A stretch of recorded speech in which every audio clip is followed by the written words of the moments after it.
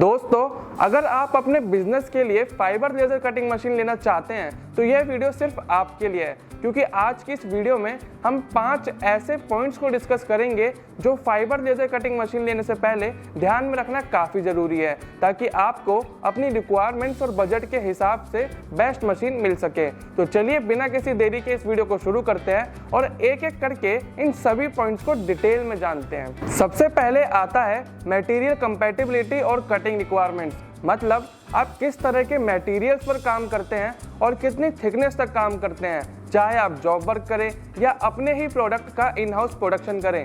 आपको सबसे पहले अपने आप से केवल यही 2 सवाल पूछने हैं कि मटेरियल कौन सा है और कितनी थिकनेस तक कटिंग करनी है, क्योंकि इसका सीधा रिलेशन आपकी मशीन की पावर से है कि आपको अपनी रिक्वायरमेंट के हिसाब से कितनी पावर की मशीन लेनी चाहिए। चलिए इस चीज़ को एक एग्जाम्पल की मदद से समझते हैं। अगर आप 12 mm MS यानी माइल्ड स्टील पर रेगुलर कटिंग करते हैं तो उसके लिए आपको 2 किलोवाट की फाइबर लेजर कटिंग मशीन लेनी चाहिए।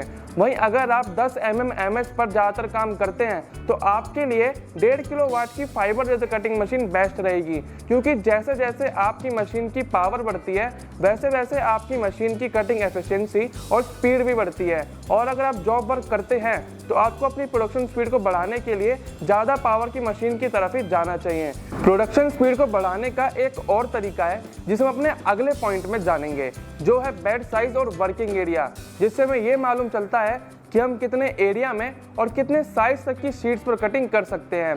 इसलिए जब भी आप फाइबर लेजर कटिंग मशीन लेने जाएं तो उससे पहले आपको इस मशीन के बेड साइज को ज़रूर मालूम करना है। उदाहरण के लिए हमारी जो फाइबर लेजर कटिंग मशीन है उसमें standard bed size 5 by 10 feet का होता है, जिसे आप अपनी ज़रूरत के मुताबिक कस्टमाइज भी करवा सकते हैं। अब बेड की बात करें तो बेड भी हमारे 2 टाइप के होते हैं, सिंगल पैलेट और डबल पैलेट।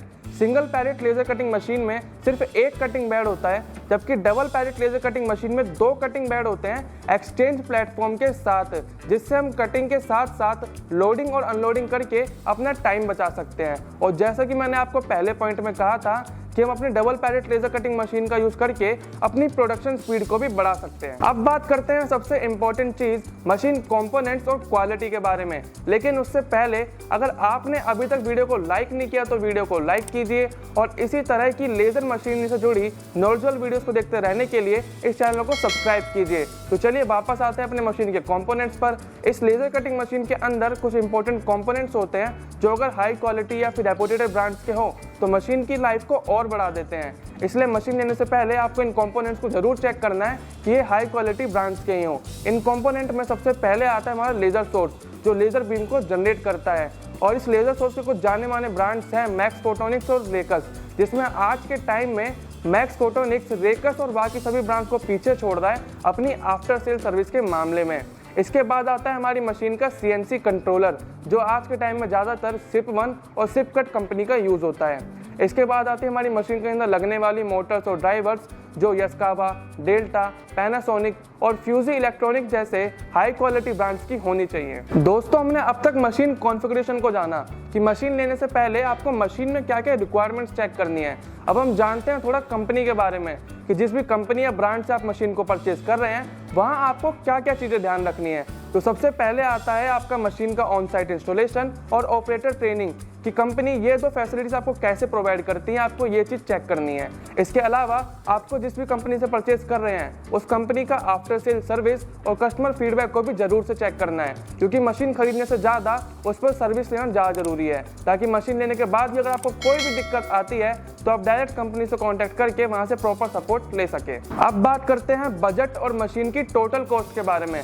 अभी तक हमने जो भी चीज़ें डिस्कस की उनके हिसाब से जो भी मशीन आपके लिए परफेक्ट है, और अगर आपका बजट अलो करता है तो आपको आंखें बंद करके उस मशीन को ले लेना चाहिए।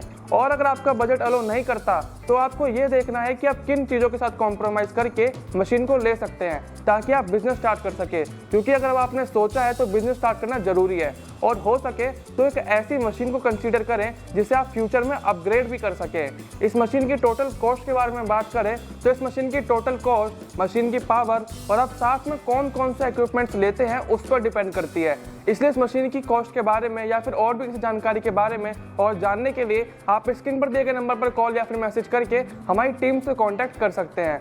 तो दोस्तों आज के लिए बस इतना ही। उम्मीद करते हैं कि ये वीडियो आपको पसंद आई होगी, और वीडियो अच्छी लगी हो तो वीडियो को लाइक करें और इसी तरह की इन्फॉर्मेटिव वीडियो को देखते रहने के लिए हमारे इस हिंद कैम के यूट्यूब चैनल को सब्सक्राइब करें।